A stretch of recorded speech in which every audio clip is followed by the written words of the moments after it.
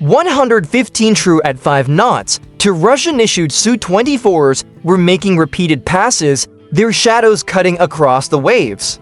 But the real question was what happens when Russia dares to aim its guns at a $13.3 billion US aircraft carrier. On July 19, 2025, a Russian destroyer suddenly accelerated to 28 knots, charging straight toward the USS Thomas Hudner. At the same time, four Su-30 fighters, each loaded with Mach 3 anti-ship missiles, screamed into the air from a northern base.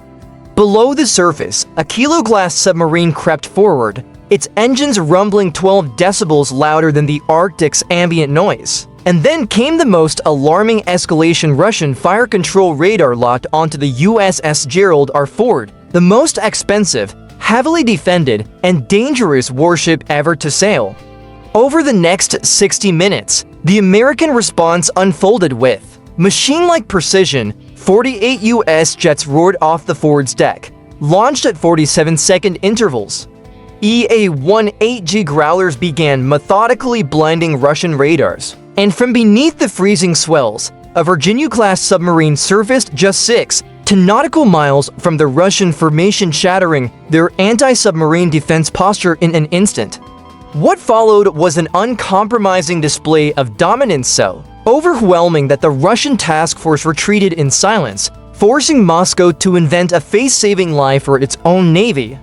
This was the cost of testing the United States at sea. 714 hours, July 19, 2025, Barents Sea. The guided missile destroyer USS Thomas Hudner DDG-116 cut through 14-foot waves beneath heavy Arctic skies.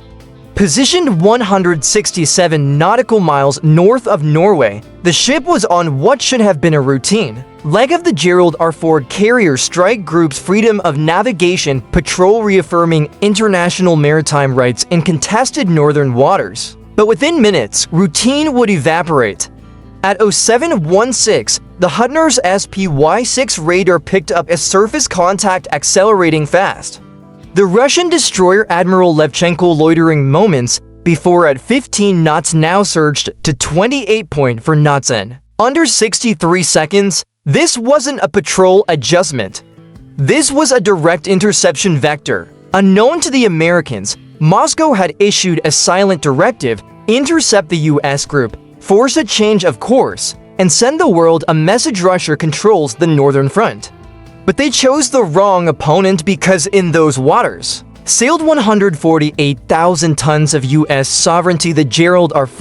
She wasn't just a ship, she was a statement. 75 combat aircraft, for destroyers and to nuclear submarines, formed her armored perimeter.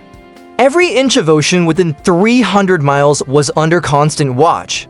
Every sonar ping, radar return, and electronic signal was tracked, triangulated, and fed into encrypted Link 16 networks in real time. The Russians thought they were closing in on a lone destroyer.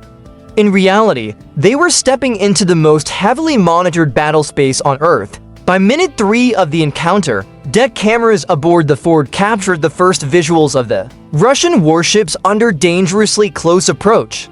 The question was simple: if you were the senior U.S. commander on scene, would you authorize a first strike? 721 hours 7 minutes in, the Russians escalated. From Millennia Air Base, 220 nautical miles to the southeast, for Su-30 fighters lifted off at full afterburner. Each carried Kh-3-1P anti-radiation missiles and Kh-35U anti-ship missiles capable of Mach 3 terminal strikes against both radars and hulls. In 12 minutes, they would enter the 25 nautical mile defensive ring around the Gerald R, the single most sensitive airspace in NATO's Arctic defense doctrine. 2 minutes later, the Admiral Levchenko's fire control radar activated not to target the escorting destroyers, but the Ford herself. A 13-story, $13.3 billion capital ship was now staring down a hostile targeting solution. It was a clear statement: Russia was willing to point a loaded gun at the heart of the U.S. carrier group. Meanwhile, the Hudner's sonar room picked up an unmistakable contacted Project 877 Kilo-class submarine, 28,000 yards to the southwest, crawling at 3 knots inside the thermic line. Its acoustic profile was textbook, loud, unrefined, and a full 12 decibels above ambient noise. To any trained sonar operator, it was the underwater equivalent of waving a red flag. By now, the Russians were operating across 3 domains: air, surface, and subsurface, but it wasn't seamless combined arms warfare. It was disjointed aggression chaos wearing the mask of coordination. As the Su-30s closed the distance, they began making aggressive low passes just 200 feet above the Hudner's deck. Antennas quivered, unsecured gear rattled across the steel, and Arctic wind screamed through the superstructure. Yet the Americans held fire. No missiles were launched, no jammers activated. Because the US Navy doesn't react from fear, it responds with strategy. And the Russians weren't just walking toward a point of no return, they were sprinting toward a line they could never uncross. An order with the potential to spark World War III was delivered without hesitation. But before we get there, please support us by liking and subscribing to the channel. 7:34 a.m. the order hit like lightning striking through a storm cloud. Launched the air wing in seconds, the flight deck of the USS Gerald R erupted into a perfectly synchronized inferno of steam, steel, and afterburners. For F, a 180 Super Hornets from VFA 211 fighting checkmates roared into the sky, one every 47 seconds, fully armed with AIM-120DM ROMs, AIM-9X Sidewinders, and 2,000-pound JDA MIS. They weren't striking, not yet. This was a show of force. A live demonstration of exactly what American readiness looked like. Overhead, an E-D Hawkeye orbited at 25,000 feet, sweeping the region with its APY-9 radar, capable of tracking 2,000 targets across 6 million cubic miles of sky. Every Russian aircraft, every missile, every blip in the electromagnetic spectrum was now a data point on a shared battle picture, and that picture was rapidly filling up. At the same time, 2 Russian warships swung their missile tubes toward the US formation. EA-18G Growlers from the AQ-140 Patriots swept into the battle space, firing up their ALQ-249 jamming pods. Within 30 seconds, Russian radar scopes dissolved into chaos, false echoes everywhere. For American fighters became 12.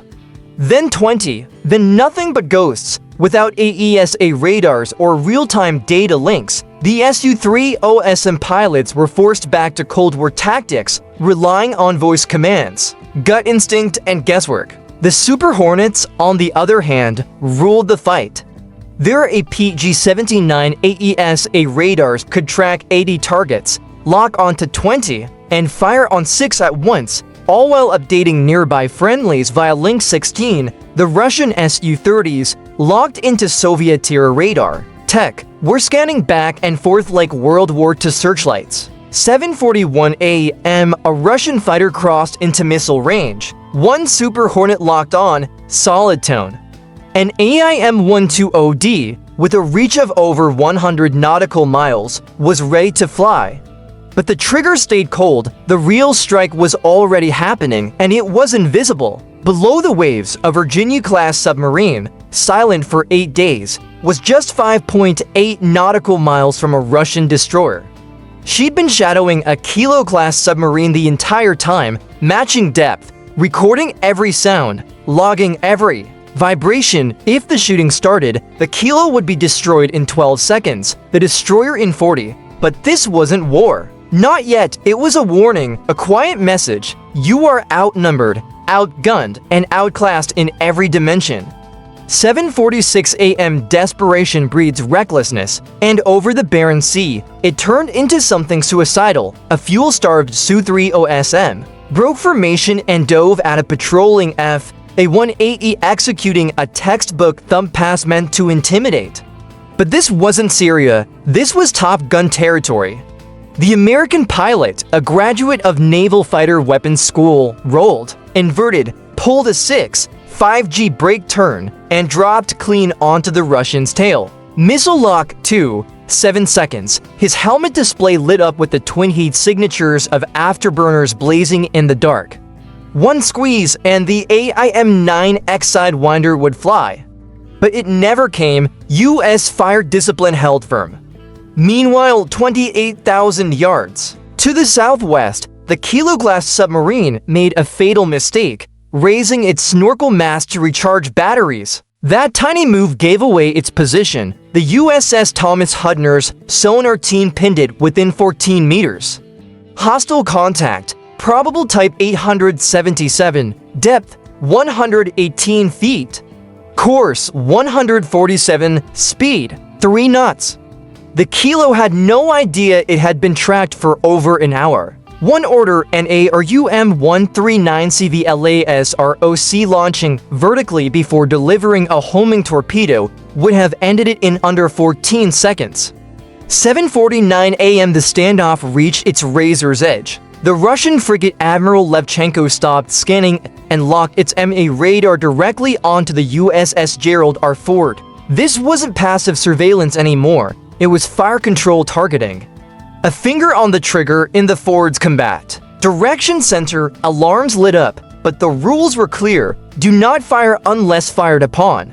Every ship in the carrier strike group silently updated firing solutions. SM6 South, SM to South, CIWS, ESS Miss, all locked, already.